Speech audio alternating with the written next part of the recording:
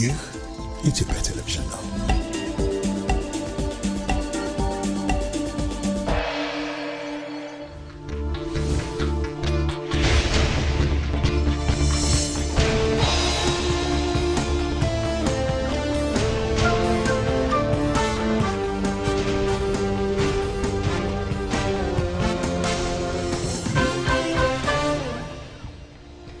ጤና ይስጥልን። ሰላም በኢትዮጵያና በመላው ዓለም ያላችሁ ተከታታዮች እንደምን ቆያችሁ? 2 ሰዓት ሆኖ ኢቲቪ ዜና 57 ተመልሷል።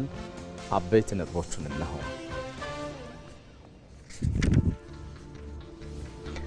የጫኖ ጨንቻ መንገድ ፕሮጀክት ሲጠናቀቅ የማህበረሰቡን ትስስር ከማጠናከሩም ባሻገር የአካባቢውን የኢኮኖሚ ልማት የሚያሳልጥ ይሆናል ሲሉ ጠቅላይ ሚኒስትር አብይ አህመድ ገለጹ። ጠቅላይ ሚኒስትሩ በጋሞ ዞን የተለያዩ ፕሮጀክቶችን ጎብኝተዋል። በጎ ፈቃደኝነት ባለፉት 8 ዓመታት የሀገርን ገጽታ የሚቀይር ግዙፍ የልማት አቅምና ባህል ወደ መሆን ተሸጋግሯል።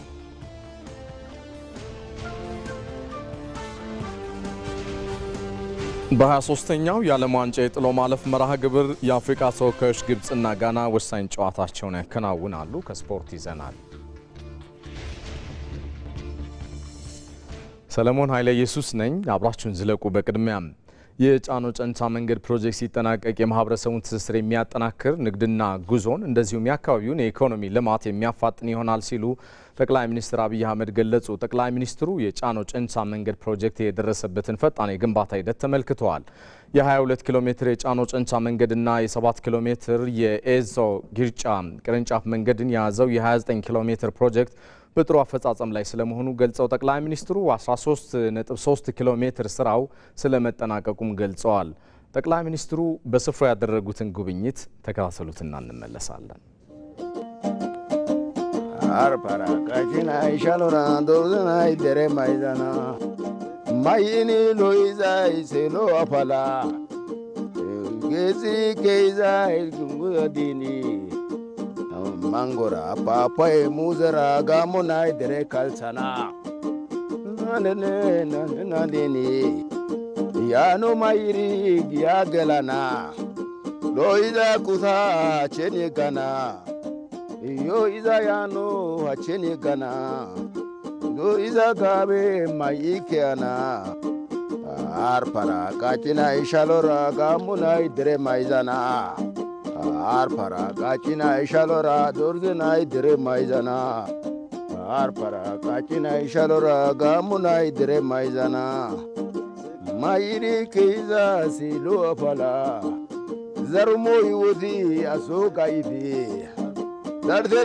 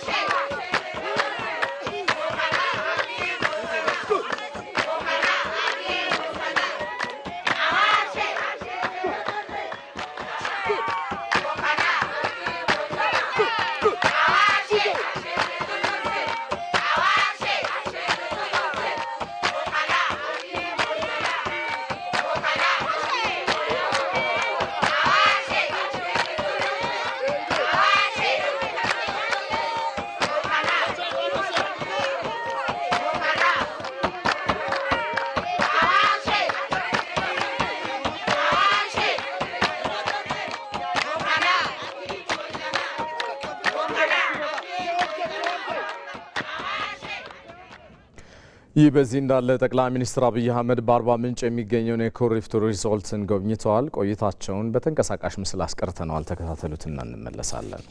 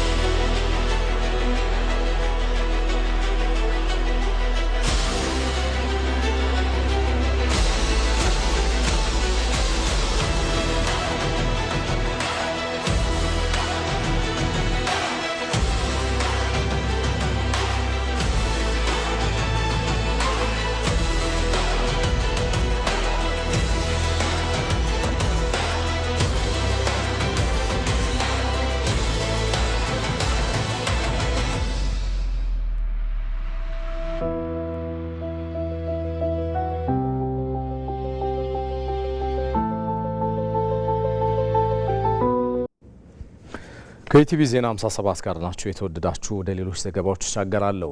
በሕዝብ ተወካዮች ምክር ቤት የሰው ሀብት ልማት ስራ ስምሪትና ቴክኖሎጂ ጉዳዮች ቋሚ ኮሚቴ የኢንተርፕረነርሺፕ ኢንስቲትዩት እያከናወነ የሚገኘውን የስራ ዕድል መፍጠር ተግባራት ተጠናክሮ መቀጠል እንደሚገባው አሳሰበ። ኢንስቲትዩቱ ባለፉት 5 ዓመታት ሲያከናውናቸው የነበሩ ተግባራትን ለሕዝብ ተወካዮች ምክር ቤት የሰው ሀብት ልማት ስራ ስምሪትና ቴክኖሎጂ ጉዳዮች ቋሚ ኮሚቴ ገለጻ አድርጓል። የኢንተርፕረነርሺፕ ልማት ኢንስቲትዩት ለስታርታፖችና በሚሰጣቸው የክህሎትና የስራ አስተዳደር ስልጠናዎች የሚከስሙ ተቋማት መጠን በእጅጉ መቀነሱን ገልጿል። በዚህም በኢትዮጵያ ከተቋቋሙ 6 ወር ሳይሞላቸው የሚከስሙ ተቋማት ቁጥር 75 በመቶ የነበረ ሲሆን በተቋሙ የቢዝነስ ክህሎትና ሌሎች ተጓዳኝ ስልጠናዎች የጅምር ተቋማት የመምከን ምጣኔ ከ75 በመቶ ወደ 22 በመቶ እንዲቀንስ ማስቻሉንም ኢንስቲትዩቱ ጠቅሷል። ቋሚ ኮሚቴው የኢንስቲትዩቱን የአፈጻጸምና ደረጃ በየዘርፉ እየመጡ ያሉ ውጤቶችን አመርቂ በመሆናቸው እያከናወናቸው የሚገኙ ተግባራት አጠናክሮ መቀጠል እንደሚገባው አሳስበዋል። ዘገባው የባልደረባችን ሳምሶን በላይ ነው።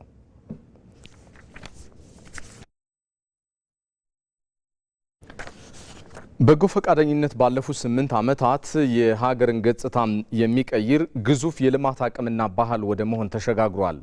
በእነኛ ዓመታት ውስጥ የተከናወኑ የበጎ ፈቃድ ስራዎች ኢኮኖሚያዊ ገጽታቸው ከ157 ቢሊዮን ብር በላይም ደርሷል። ይህንን የበጎ ፈቃድ አገልግሎት ከዘመቻ ወደ ባህልነት በመቀየር ታዲያ ሀገር እንዴት እየተገነባ ይሆን?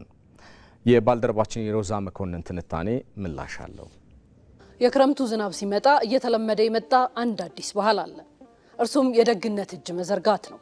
በጎ ፈቃደኝነት 10 ዓመት ባልሞላ ጊዜ ውስጥ ከትናንሽ ድጋፍ ወጥቶ የሀገርን ገጽታ የሚቀይር ግዙፍ የልማት ኃይልና ባህል ወደ መሆን ተሸጋግሯል።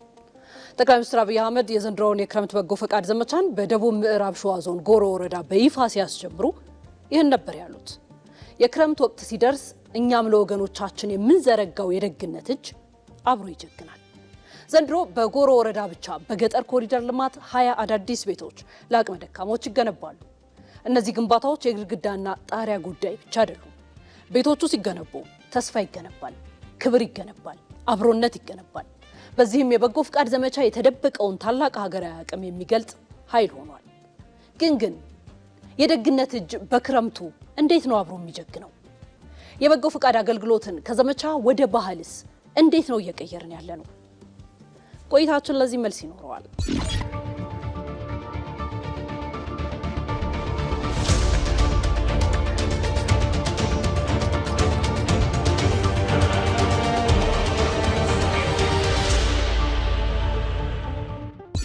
በማህበራዊ ህይወታችን ውስጥ መረዳዳት፣ መተባበር፣ የወደቀን ማንሳትና የተቸገረን መደገፍ ለዘመናት የቆየ ባህላችን ነው።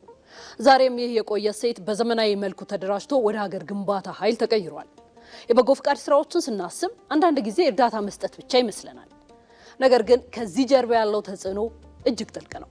ሀገራዊ በጎ ፍቃድ አገልግሎት ከቃል ወደ ተግባር ተቀይሮ መንገዶች ተዘርግተዋል። ቀበሌን ከቀበሌ ሰፈርን ከሰፈር የሚያገናኙ የገጠር መንገዶችም ተሰርተዋል። በህዝብ አቅም መለስተኛ ድልድዮች ተገንብተው የሰውን እንቅስቃሴ አቅለዋል።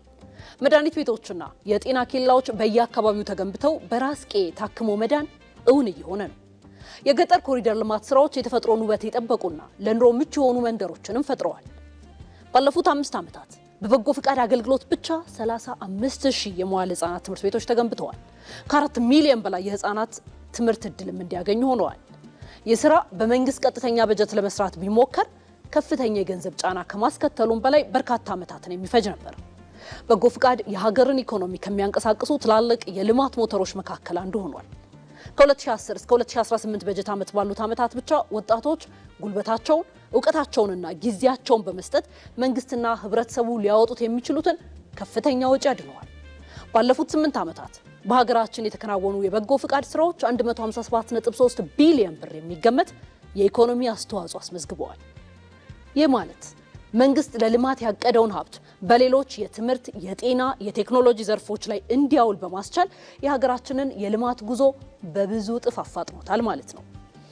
በ2017 ከተከናወነው የበጎ ፍቃድ አገልግሎት ከ57 ሚሊዮን በላይ ዜጎችም እንደዚሁ ተጠቃሚ መሆን ችለዋል።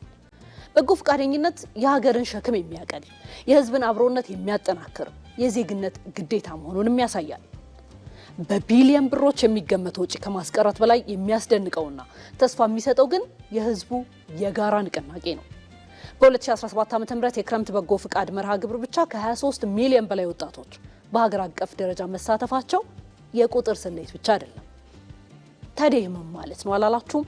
የኢትዮጵያ ወጣቶች ችግርን ከሩቅ ሆኖ ከመመልከት ታዛቢነት ወጥተው የችግሩን መፍትሄ በገዛ እጃቸው የሚቀርጹ የለውጥ ባለቤቶች ሆነዋል ማለት ነው።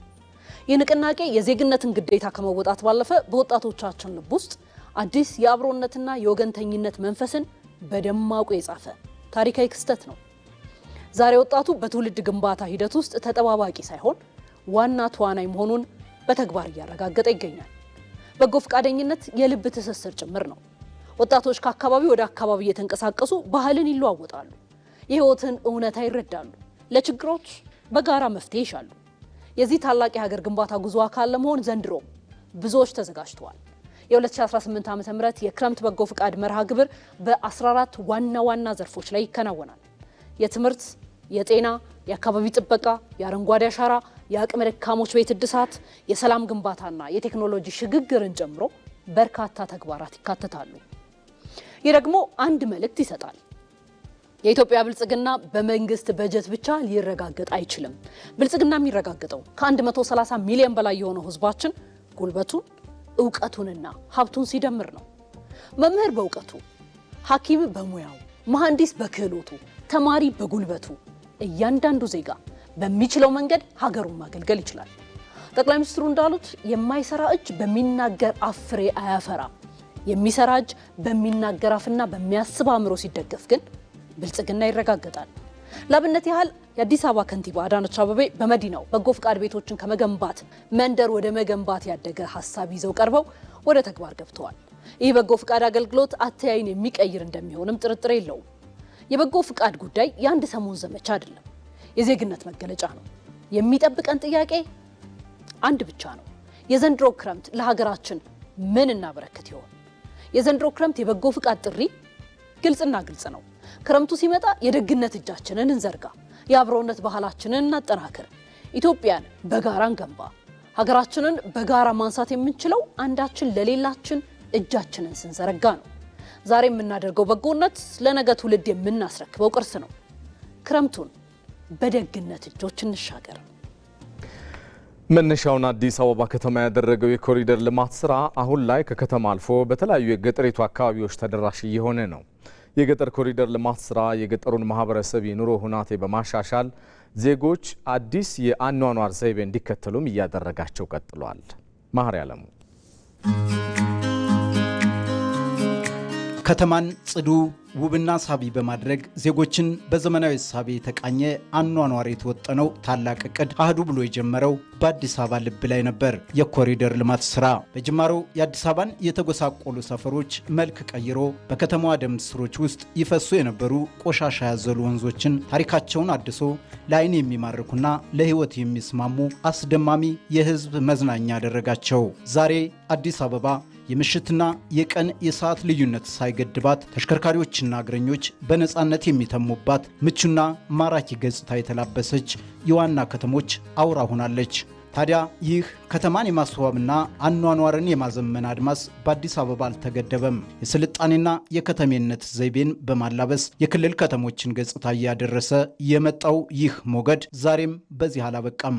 በመደመር እሳቤ ሁለንተናዊ ተጠቃሚነት ከከተሞች ድንበር ተሻግሮ የአረንጓዴው አድማስ ባለቤት ወደ ሆነችው ወደ ገጠሩ ማህበረሰብ ወደ አርሶ አደሩ ቀዬ መድረሱን ቀጥሏል። የመጀመሪያ ኑሮና ይሄ ሰማይና ምድር ነው፣ አይገናኝም። የመጀመሪያ ኑሮ ሰውም የሚኖረው ከብትም የሚኖረው ዶሮው፣ ጋማ ከብቱ ሁሉ በአንድ ላይ ነው። መጀመሪያ ሰፊ መሬት ነበረን። አጠቃቀሙም አያያዙም እስከዚህም ነው። እቺ ቤት ተሰርቶልን ከተሰጠን በኋላ ይሄው እያያችሁ ናችሁ። ሙዙም ይሄው፣ እንሰቱ ይሄው፣ አበሻ ጎመኑ ይሄው፣ በቃ ሁሉ ነገር የተመቻቻ ኑሮ ነው። ስልጣኔ ለናፈቃቸው ዘመናዊነት ለራቃቸውና የዘመናዊ አኗኗር እሳቤ እንደ ሰማይ ሩቅ ለሆነባቸው የገጠሪቱ አካባቢ ማህበረሰቦች የገጠር ኮሪደር ልማት አዲስ የኑሮ ስልትና የኢኮኖሚ መነቃቃትን ይዞ ብቅ ብሏል። እኛ አርሶ አደር የራሱ የተለየ ሽንት ቤት ኖሮት ሽንት ቤት ውስጥ ውሃ ማየት፣ ሶላር ማየት፣ በጓሮ የሚበላ ነገር በስፋት ማየት ትልቁ የእርካታ ምንጭ ነውና ተጋግዘን እጃጠር የሆኑ የኛን ሰዎች በመደገፍ ኑሯቸውን እናሻሽል፣ ኑሯቸውን እንቀይር። ያ ሲሆን የኢትዮጵያ ብልጽግና ወደምናስበው ደረጃ ይመጣል። እንደ ኢትዮጵያ ባሉ የበርካታ ዜጎች የገቢ ምንጭ በግብርና ላይ በቆመና አብዛኛው ህዝቦቿ በገጠር በሚኖርባት ሀገር የመደመር መንግስት ይህ የገጠር ኮሪደር የማይተካና የወርቅ ያህል የከበረ ጠቀሜታ አለው። የመደመር መንግስት ለዚህ ትኩረት በመስጠት የኢትዮጵያ ኢኮኖሚ የጀርባ አጥንት የሆኑትን አምራች ማህበረሰብ አኗኗር ለመለወጥና የኑሮ ደረጃ ማሻሻልና ማዘመን ያስቻልና ይህ ውጤትም እየሰፋ የመጣ ነው። የዚህ ኢኒሼቲቭ ዋነኛ ዓላማ በሃውስሆልድ ሌቭል አርሶ አደሩ ህይወቱን ካልቀየረ የአኗኗር ዘይቤው ካልተቀየረ በስተቀር በሀገር ደረጃ የምናስበውን ብልጽግና አናረጋግጥም። ልማት የማይለምን ሀገር የማይለምን ቤተሰብ መፍጠር የሚቻለው በቤተሰብ ደረጃ ምን አይነት ቀለም መቀባት እንዳለበት፣ በጓሮ ምን አይነት አትክልት መትከል እንዳለበት፣ ስንት ዶሮ ስንት የሚታለብ ላም እንዳለው ሁሉ ኢንተርቪን ማድረግ ያስፈልጋል። ሰለጠነው ዓለም ይሄ ነውር ነው። በሰው ቤት የአኗኗር ዘዬ መንግስታት ጣልቃ መግባት የለባቸውም። እንደኛ ባሉ ባላደጉ ሀገራት ግን መንግስታት ድርብ ኃላፊነት ስላለባቸው በሃውስሆልድ ሌቭል ጣልቃ እየገቡ የህንፃዎቻችሁ ቀለም መመሳሰል አለበት፣ በረንዳችሁ መጽዳት አለበት ብለው ኢንተርቪን ካላደረጉ በቀር ያማረ የተዋበ ሀገር መስራትም ማስረከብም አንችል። አዲስ አበባ መዳረሻውን ደግሞ የኢትዮጵያን እያዳረሰ ያለው የኮሪደር ልማት ስራ የዜጎችን የኑሮ ጥራት ከመቀየር ባለፈ ምርትና ምርታማነትን ለማሳደግም መሰረት እየጣለ ይገኛል። እነዚህ ስራዎች የዜጎችን በር እያንኳኩ ኑሯቸውን ማሻሻልና ማበልጸግ ማህበረሰብን በማስተሳሰር የገጠሩን ነዋሪ ህይወት እያደሰ የሚገኘው የገጠር ኮሪደር ልማት ሰሞኑን ውቧ አርባ ምንጭንና አካባቢዋ ደርሶ አረንጓዴውን ገጽታ በስልጣኔና በዘመናዊነት እያዋዛው ይገኛል። ዛሬ ከከተማ የጀመረው ብርሃን ገጠሩን እያበራ የኢትዮጵያን የብልጽግና ጉዞም ከጫፍ እስከ ጫፍ ማድረሱን ቀጥሏል።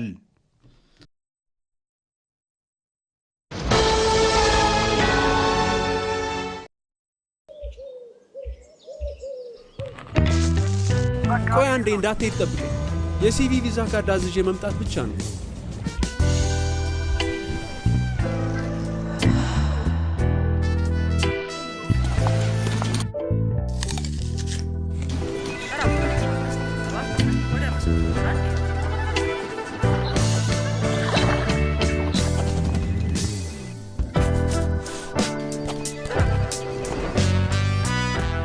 ባንኮ በመዳፉ በያዙት ስልኮ ቤቶ ድረስ ከተፍ ይላል። ሰላም ጤና ይስጥልኝ። በማንኛውም ሰዓት በተመቸው ቀን ባሉበት ሆነው የኢትዮጵያ ንግድ ባንክን ቪዛ ካርዶን በስልኮ ማዘዝ ይችላሉ። የሲቢ ሞባይል ባንኪንግ መተግበሪያውን ይክፈቱ። ባንኪንግ የሚለውን ይክፈቱ። ቪዛ ካርድ ሰርቪስ የሚለውን ይምረጡ። ይፈልጉ ምትክ ወይም አዲስ መጠየቅ፣ የካርዶን አይነትና የሚወስዱበትን ቅርንጫፍ መርጠው ያረጋግጡ። ባንክ የሚመጡት ካርዶን ለመውሰድ ብቻ ነው። አሁኑኑ ያመልክቱ። በፍጥነት ካርዶን ይውሰዱ። የኢትዮጵያ ንግድ ባንክ፣ ሁሌም የሚተማመኑበት ባንክ።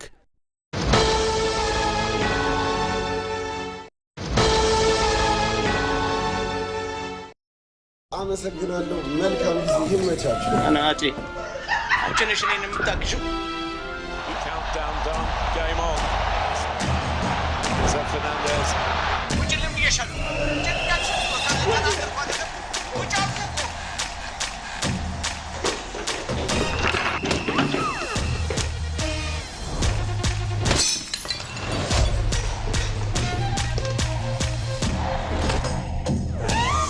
ከቤታችን በዋይፋይ ከቤት ስንወጣ በሞባይላችን በዲኤስቲቪ ስትሪም በከፍተኛ ቅናሽ እንዲሁም ጎጆና ሜዳ ፓኬጆችን በነፃ ይዞ በቀረቡ የዓለም ዋንጫ ጥቅሎች ያሻንን በመምረጥ በኢትዮ ቴሌኮም ፈጣን ኔትወርክ ፈታ ብለን የእግር ኳሱ ዓለም ኮከቦችን ፍልሚያ እንታደም። ዓለም ዋንጫን ባለንበት። እዚህ ሸጎሌ አካባቢ ከሚገኘው የኢቢሲ ስቱዲዮ በቀጥታ ስርጭት የቲቪ ዜና 57ን እየተከታተላችሁ ነው። የተወደዳችሁ ቀሪ ጉዳዮቻችንም ይቀጥላሉ። የገበታ ፕሮጀክቶች የአካባቢዎችን ስምና ታሪክ የሚዘክሩ ቅርሶች እየሆኑ መጥተዋል። የቱሪዝም ዘርፍ ከአዝጋሚው አካሄድ ተላቆ ዘመኑን እየመሰለም ነው። በዘርፉ የሚገኙ አዳዲስ መዳረሻዎች ታዲያ ኢትዮጵያዊ አብሮነትንና ብዝሃነትን የሚያንጸባርቁም ሆነዋል። በጉዳዩ ዙሪያ ባልደረባችን መቅደላይ ደረጀ ተከታዩን ይዛለች።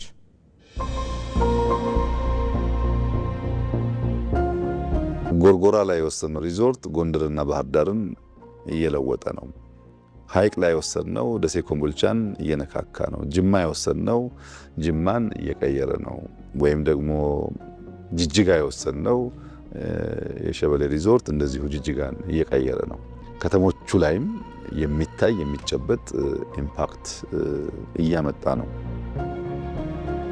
እኚህ ፕሮጀክቶች በጥልቅ የማሰብ ዙሪያ ገባውን የማየት ነገን የማለም ውጤቶች ናቸው። ተፈጥሮን ከሰው ሀሳብ ጋር ያዋሃዱ ለነፍስ ሀሴትን የሚሰጡ ቦታዎችም ናቸው። ከመሃል አዲስ አበባ ተጀምረው በመላ ሀገሪቱ እየተዳረሱ ያሉት የቱሪዝም መዳረሻዎች የውጭም የሀገር ውስጥም ቱሪስቶችን ቀልብ ገዝተዋል። አሁን ደግሞ በጠቢባን እጅ የተኳለችው ተፈጥሮም ያልሰሰተችባት አረንጓዴያማዋ አርባ ምንጭ ተረኛዋ ነው። በገበታ ፕሮጀክቶች የተሰሩት የቱሪዝም መዳረሻዎች የየአካባቢዎቹን ስምና ታሪክ በሚዘክር መልኩ ተዋቅረው ህያው ቅርስ ሆነዋል። ከአዝጋሚው አካሄድ ተላቆ ዘመኑን እየመሰለ እየተጓዘ ያለው የኢትዮጵያ የቱሪዝም ዘርፍ ታሪክን መንገር ብቻ ሳይሆን የኢኮኖሚ ትሩፋትም ሆኗል። ጠቅላይ ሚኒስትር አብይ አህመድ ኢትዮጵያ አንድ ቪዛ ዓለም በውስጧ ሲሉ የገለጿት ሀገር የምትሰራቸው መዳረሻዎች በተለይም ለሀገሬው ሰው አብሮነት መጎልበት ትልቅ አስተዋጽኦ አላቸው። ሰዎች ሌሎች አካባቢዎች የሚያዩበትን መንገድ ለካ እንዲህ አይነት ባህል አለ፣ እንዲህ አይነት ውብ ቦታዎች አሉ፣ እንደዚህ አይነት የሚያስተሳስሩን የሚያፈቃቅሩን አንድ የሚያደርጉን ነገሮች አሉ ሚለውን የሚያዩበት መንገድ መነሻው ጉብኝት፣ መነሻው ደስታ፣ መነሻው ቱሪዝም ስለሆነ በዛ ፖዚቲቭ ሴንስ ስለሆነ ቦታዎችን ከአካባቢ የሚጎበኙት ሌላው በኢትዮጵያዊነት መንፈስ ሲያዩት ይሄም የኔ ነው፣ ለካ እንደዚህ አይነት ባህል አለኝ፣ እንደዚህ አይነት ውድ የቱሪዝም መስህብ አለኝ፣ እንደዚህ አይነት ውድ አካባቢ አለኝ የሚል የኢትዮጵያዊነት መንፈስ እየጎለበተ ነው የሚመጣው። ለካ በጣም ጥሩ ነገሮች አሉኝ እንደ ኢትዮጵያዊ አሉን ማለት ነው የሚለውንም ማየቱ ወንድማማችነትን ያጎረብታል፣ ብሔራዊ አንድነትን ይፈጥራል። ከኔጌቲቭ ናሬቲቭስ ወጣ ብለን በፖዚቲቭ ውስጥ እየተገነባን ስንመጣ ብሔራዊ አንድነታችንም ላይ ወንድማማችነታችን ላይ ሊገነባ የሚችለው ግንብ ጠንካራ ነው የሚሆነው ማለት ነው። ሀገር በቅብብሎሽ እንደምትቀጥል እሙን ነው። ዛሬ የሚሰራለት ትውልድ ነገ ሰሪ ነው። የሚሰሩት ሀገራዊ ፕሮጀክቶችም ለትውልዱ እንዲደርሱ በሚረዳው መንገድና በሚመስለው አኳኋን ሊነገረው ይገባል። ይህም ኢትዮጵያዊ ብዝሃነትንና ህብረ ብሔራዊ አንድነትን ለማስረጽም ያስችላል። እውነት ለመናገር ከዚህ በፊት ቅርሶቻችን ከተሰጣቸው ትኩረት በነበረው ሁኔታ ቢሄዱ እውነት ለትውልድ ለምን ያህል ትውልድ ይተላለፉ ነበር የሚለው አንድ ጥያቄ።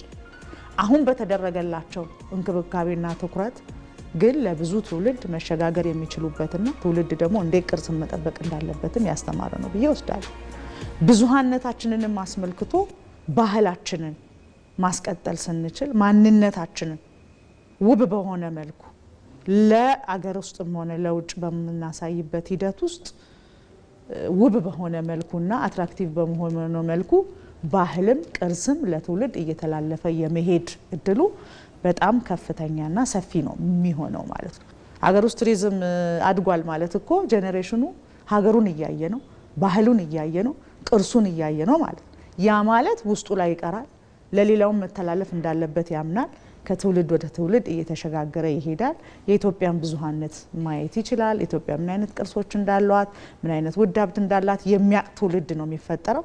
ያ ትውልድ ደግሞ ለዛኛው ትውልድ ለማስተላለፍ ያለው ፍላጎት በጣም ፖዚቲቭ በሆነ መልኩ ነው እየጨመረ የሚመጣው ማለት ነው። በሁሉም የኢትዮጵያ ውብ ስፍራዎች እየተገነቡ ያሉት መዳረሻዎች የነበረውን በማውጣትና እሴትን በመጨመር ኢትዮጵያ በዓለም ፊት ሞልታ እንድትታይ ያደረጉ ናቸው። ታሪክ ቅርስና ባህልን አዳምራ የያዘችው ሀገር ዜጎቿንም በእነዚህ የልማት ስራዎች በማይበጠስ አንድነትም አስተሳስራለች። ባለፉት ዓመታት ተግባራዊ የተደረጉ የለውጥ ስራዎች የኢትዮጵያን የደህንነት ተቋማት የማሳደግ አቅማቸውን በከፍተኛ ደረጃ አክለውታል። አሁን ላይ የጸጥታና ደህንነት መዋቅሩ ከተናጥል ይልቅ በጋራ የሚሰራበት አሰራርም ተፈጥሯል። አቤል ሙልጌታ። በዚህ ዘመን የአንድ ሀገር ደህንነት፣ ሰላምና ሉዓላዊነት የሚጠበቀው በወታደራዊ የሰው ኃይል ብዛት ብቻ ከመሆን የተሻገረ የቴክኖሎጂ የእድገት ምዕራፍ ላይ ተደርሷል። ይህም ጥራትና ዘመናዊነትን የተላበሰ ቴክኖሎጂንም የታጠቀ ሀገራዊ አቅም መገንባትም የግድም ሆኗል። ታዲያ ባለፉት ጥቂት ዓመታት በኢትዮጵያም የሆነው ይህ ነው። ቀጠናዊ የጂኦፖለቲካዊ ሽኩቻ ከሀገር ውስጥ ሰላምና ሉዓላዊነት ፈተናዎች ጋር ተዳምሮ የኢትዮጵያ የጸጥታ መዋቅር መሰረታዊ ለውጥ እንዲያደርግም እድል ፈጥሯል። በዚህም አግባብ የጸጥታ መዋቅሩ የተናበበ መረጃን የታጠቀና የጋራ ትንተና ርዕይን ይዞ የሚሰራ አደረጃጀትም ፈጥሯል። አስቀድሞ የጸጥታ መዋቅሩ በተናጠል ጉዞ በተበታተነ አሰራር እየተመራ ሀገራዊ ግቡን ለማሳካት የሚቸግረው ተቋማት እስከመሆን የደረሰም ነበር። እኛ ለውጡን በተረከብንበት ማግስት እነዚህ ተቋማት በነበረው አደረጃጀት ምክንያት በከፍተኛ ደረጃ ተመተዋል፣ ላልተዋል፣ ተበትነዋል፣ ፈርሰዋል። መንግስት ሲቀየር አብሮ ለመዝለቅ ችግር ነበረበት። ያን ለመቀየር ላለፉት 6 ዓመታት የሎ ኢንፎርስመንት ኤጀንሲስ እነዚህ የደህንነት ተቋማት ከፍተኛ የሪፎርም ስራ ስንሰራ ቆይተናል። የኢፌዴሪ ሀገር መከላከያ ሰራዊት የኢትዮጵያን ሉዓላዊነት የዜጎቿንም ደህንነት ለመጠበቅ ቀን ከሌሊት ብርድና ውርጭ ሳይገደው በዱር በገደሉ ዋጋ እየከፈለ ዛሬም በተጠንቀቅ ላይ አለ። በታሪኩም ድንበር አልፎ የመጡትን በልኩ እያስተናገደ ሀገርና ሕዝብን ከጠላት እየጠበቀ ዛሬ ላይ የደረሰው ይህ ሰራዊት አሁን ደግሞ ዘመናዊነትን ተላብሶ ቴክኖሎጂንም ታጥቆ ዘመኑን ዋጅቶም ይገኛል። በዚህም በጠላት ላይ ፈጣንና ስልታዊ ጥቃቶችን ለመሰንዘር የሚያስችል ልዩ ልዩ አደረጃጀቶችም ተዋቅረዋል። ዘመናዊና ከባድ የጦር መሳሪያዎችንም በእጁ አስገብቷል። ግዙፍ ሀገራዊ መሰረተ ልማቶችን ለመጠበቅ የሚያስችል ወታደራዊ አቅምንም ፈጥሯል። እንደ ተቋምም ጠንካራ የሪፎርም ሂደቶችን አልፎ ዛሬ ለወዳጁ ኩራት፣ ለጠላት ደግሞ ስጋትና ፍርሃትንም አልብሷል። ተቋሙ ሊታጠቃቸው የሚገቡ የዘመኑን ቴክኖሎጂዎች በሀገር አቅም ልክ ለመጓዝ እየተደረገ ያለው ጥረት በጣም ትልቅ ነው። ኢትዮጵያውያን የሚኮሩበት ለጠላት ደግሞ አስፈሪ የሆነ ተቋም ሆኖ መገንባት እንዳለበት ታምኖበት ከመጀመሪያው የሪፎርም ዓመት ጀምሮ ስራዎች እየተሰሩ የመጡበት ተቋም ነው። በሌላ በኩል ደግሞ ኢትዮጵያን ከአድማስ እስከ አድማስ የአየር ክልሏ ጠባቂ የፌዴራል አየር ኃይል ባለፉት 4 እና 5 ዓመታት ውስጥ በታሪኩ ከፍተኛ የተባለለትን የትጥቅና የቴክኖሎጂ ሽግግር አድርጓል። የአየር የበላይነትን ለመጨበጥ የሚያስችሉ የአየር ቴክኖሎጂ አቅሞችንም ገንብቷል። የሰው አልባ አውሮፕላን ድሮኖችን የማምረትና ለተልእኮም የመጠቀም አቅም ላይ ደርሷል። በአስፈላጊው ፍጥነት ለሰራዊት ስንቅና ትጥቅ በፍጥነት ወደሚፈለገው ስፍራ ለማድረስ የሚያስችሉ የሎጂስቲክስ አቅምንም አድርጅቷል። ሌላው የደህንነት መዋቅሩ ከፖለቲካ ወገንተኝነት የጸዳ በሳይንሳዊና በቴክኖሎጂ የታገዘ መረጃ ላይ ያተኮረ ተቋም ለመሆን ሰፊ የለውጥ ጉዞንም አድርጓል። በዚህም የብሔራዊ ደህንነትና መረጃ አገልግሎት በህገ መንግስታዊ ስርዓቱ ላይ የሚቃጡ የውስጥና የውጭ ስጋቶችን ቀድሞ መከላከል ላይ አተኩሮ መስራት ወደሚችልበት መዋቅራዊ ለውጥም አድጓል። አጠቃላይ ተቋማቱ ደግሞ በተደመረ አቅም መስራት የሚችሉበትና የጋራ ተልእኮን መጋራት የሚችሉበት አሰራርም ተፈጥሯል። የሴኩሪቲ ሴክተር ሪፎርሙ በማቋረጥ ሁኔታ እየተካሄደ ነው። ባለፉት 5 ዓመታት ደግሞ ሌላ ከፍታ ላይ የደረሰ ነው። ተቋማቱ ከተከፋፈለ አስተሳሰብ ወጥተው ተደምረው አገራዊ ደህንነትን ማረጋገጥ በሚመለከት የፈጠሩት ባህል ለቀጣይ ስራችን እጅግ በጣም ከፍተኛ ነው። የኢትዮጵያ ፌዴራል ፖሊስም ባለፉት ዓመታት ባደረገው የሪፎርም ስራ አገራዊ ተልእኮውን መወጣት የሚያስችሉ አቅምንም ፈጥሯል።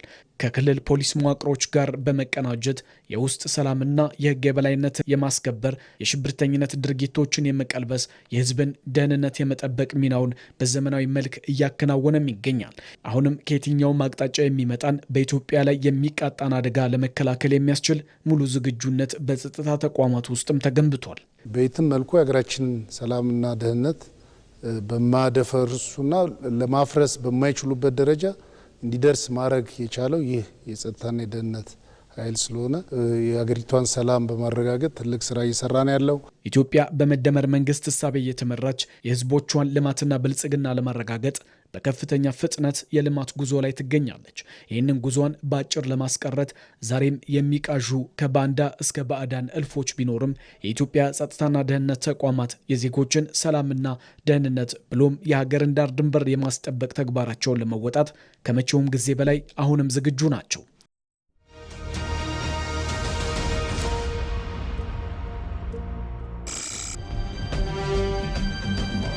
ሐሳብ አሎት? የፈጠራ ስራውስ የት ደረሰ? የነገዋን ኢትዮጵያ በቴክኖሎጂ ለመቀየር የሚተጉ ወጣቶች መድረክ ፈጥረዋል። በዚህ ሳምንት በኢትዮ ስታርታፕ በልዩ ብቃት የተመረጡ 4 እጩዎችና አስገራሚ የቴክኖሎጂ ፈጠራዎችን ይዘንላችሁ እንመጣለን። የቱ ጋር ነው የሚገኙት ፕላትፎርማችሁ? ሃርድ ከረንሲ ምንድን ነው የምታስረዳኝ? ደስ ይለኛል። ምንድን ነው ለየት የሚያደርጋችሁ ነገር? ፋይንቱን ያደረግ ነው።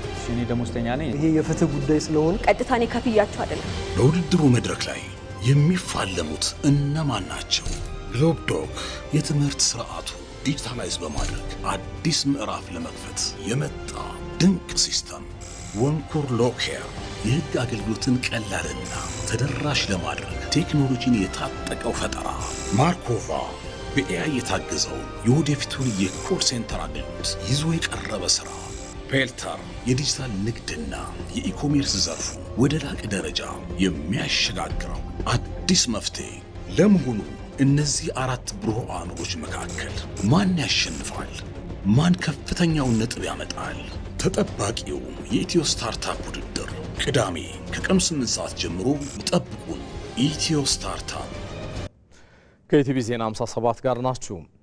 ሀገራዊ ምክክር ዜጎች በሀገራቸው ጉዳይ እኩል ድምፅ እንዲኖራቸው የሚያደርግ ነው። በኢትዮጵያ የብዙ ዓመታት ተቃርኖ የተፈጠረው በሀሳብ ልዩነት ብቻ ሳይሆን ዜጎች በሀገራቸው ጉዳይ ላይ ድምፃቸውን በበቂ ቦታ ባለመደመጡም ጭምር ነው። ዜጎች በሀገር ጉዳይ ላይ ያላቸው ሀሳብ መደመጥና መከበር ሀገራዊ መግባባት ለመፍጠር እንደዚሁም የተረጋጋ ሀገረ መንግስትን ለመገንባት ወሳኝነትም ያለው ነው። መስከረም ቸርነት። ለረጅም ዘመናት በኢትዮጵያ ብዙ የፖለቲካ ውሳኔዎች የተወሰኑት ዜጎች በቂ ተሳትፎ ሳይኖራቸው ነበር። የሀገር እጣ ፈንታን የሚወስኑ ጉዳዮች ሲነሱ ብዙዎች የእኛ ድምፅ የት ነው ብለው ይጠይቁም ነበር። ይህ ደግሞ በዜጎች መካከል ያልተፈቱ ጥርጣሬዎችን፣ አለመተማመንን፣ መከፋፈልና ተቃርኖን እያጠናከረ መጣ። አንድ ሀገር ግን በጥቂቶች ውሳኔ ሳይሆን በሁሉም ዜጎች ተሳትፎ ስትመራ ነው ዘላቂ ሰላምና መረጋጋትን የምታገኘው። ችግሩ የሀሳብ ልዩነት መኖሩ አይደለም። ችግሩ የሌላውን ሀሳብ ለመስማት ፍቃደኛ አለመሆን ነው። በብዙ ጉዳዮች የኔ ሀሳብ ብቻ ትክክል ነው የሚል አመለካከት በዜጎች መካከል ልዩነት እንዲጎላም አድርጓል። አንድ ሰው የሚያየውን እውነት ሌላው በተለየ መንገድ ሊያየውም ይችላል። የታሪክ ትርጓሜ፣ የፖለቲካ እይታ፣ የማንነት ግንዛቤና የልማት አመለካከት ከሰው ሰው ይለያያል።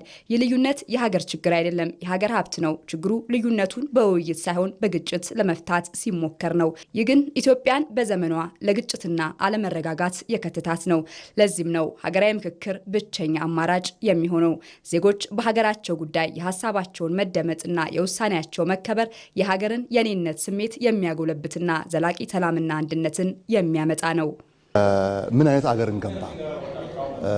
ዜጎች ይሄ ፐብሊክ ትረስት የምንለው ይሄ አመኔታ፣ ህዝባዊ አመኔታን ለማጎልበት ትልቅ ሚና ነው ያለው። የሀገር ልማትን፣ የሀገር ቀጣይነትን፣ ዘላቂነትን ትልቅ ሚና የሚጫወት ነው።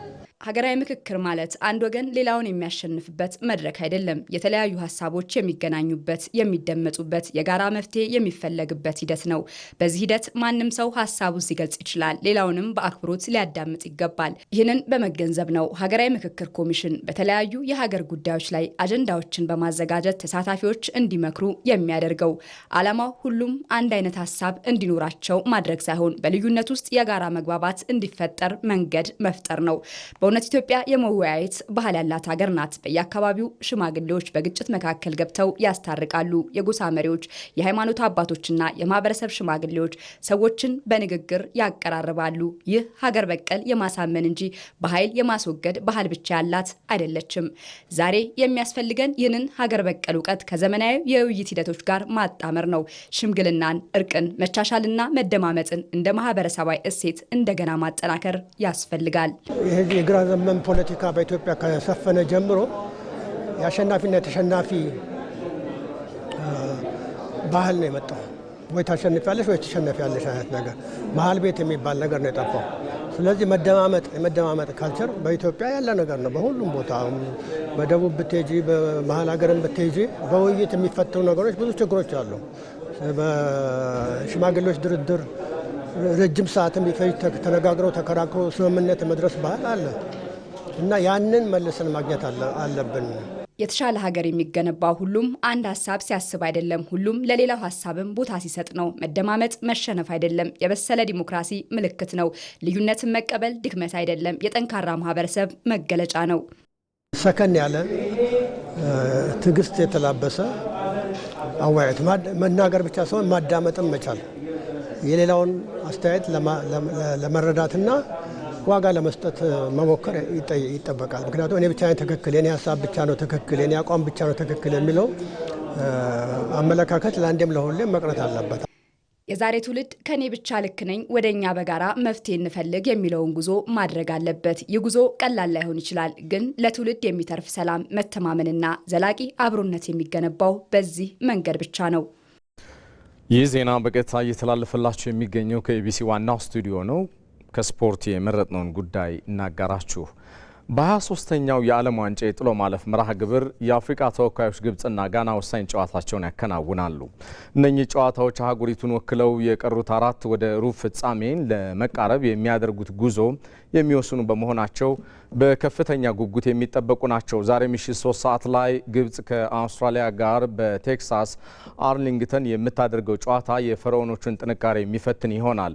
ግብጽ በምድብ ጨዋታዎች ወቅት ያሳየችው ብቃት እጅግ የሚደነቅ ሲሆን ኒውዚላንድን 3-1 በማሸነፍ እንደዚሁም ከቤልጂየምና ኢራን ጋር አቻ በመለያየት በ5 ነጥብ ያለምንም ሽንፈት ወደ ጥሎ ማለፍ ስለመድረሷ ለዛሬው ጨዋታ ላቅ ያለ ግምት እንዲሰጣት አድርጓታል። በአንጻሩ አውስትራሊያ በምድብ ጨዋታዎች 2 ጊዜ ምንም ግብ ሳታስተናግድ በመውጣት የመከላከል ጥንካሬዋን ያሳየች ቢሆንም የግብጽን የማጥቃት ሚና ለመቋቋም ከፍተኛ የታክቲክ ብስለት ይጠበቅባታል። በምሽቱ በሌላ የጥሎ ማለፍ ጨዋታ ሌሊት 10 ሰዓት ከ30 ሲል ጥቋቁር ከዋክብቶቹ ጋና ከደቡብ አሜሪካዋ ኮሎምቢያ ጋር ፊልማቸውን የሚያደርጉ ይሆናል። ጋና ውድድሩን ከመጀመሩ 72 ቀናት ቀደም ብሎ አሰልጣኝ ካርሎስ ኩዌዝን በመሾም ቡድኑ ላይ ለውጥ ያሳደረች ሲሆን በምድብ ጨዋታዎች ወቅት ደግሞ ከእንግሊዝ ጋር አቻ በመለያየትና ፓናማን 1-0 በመርታት ወደ ጥሎ ማለፍ ተሸጋግራለች። ይሁን እንጂ ለጋና ጨዋታው ከባድ ፈተናም እንደሚሆንባትም ይገመታል። በአጠቃላይ በእነኚህ 2 ጨዋታዎች አፍሪካን በዘንድሮ የዓለም ዋንጫ በቀጣይ የጥሎ ማለፍ ዙር የሚኖራት የተወካዮች ቁጥር ለማብዛትና ለማሳነስም ረገድ ቁልፍ ሚና ይኖራቸዋል ጨዋታዎቹ። የተወደዳችሁ ለምሽት ያልናቸው የኢቲቪ ዜና 57 ጉዳዮቻችን እነኚህ ናቸው። ኢቢሲን ምርጫችሁ አድርጋችሁ አብራችሁን ስለዘለቃችሁ አብዝተን ነው የምናመሰግነው። ሰለሞን ኃይለ ኢየሱስ ነኝ። በሰላም ቆዩ።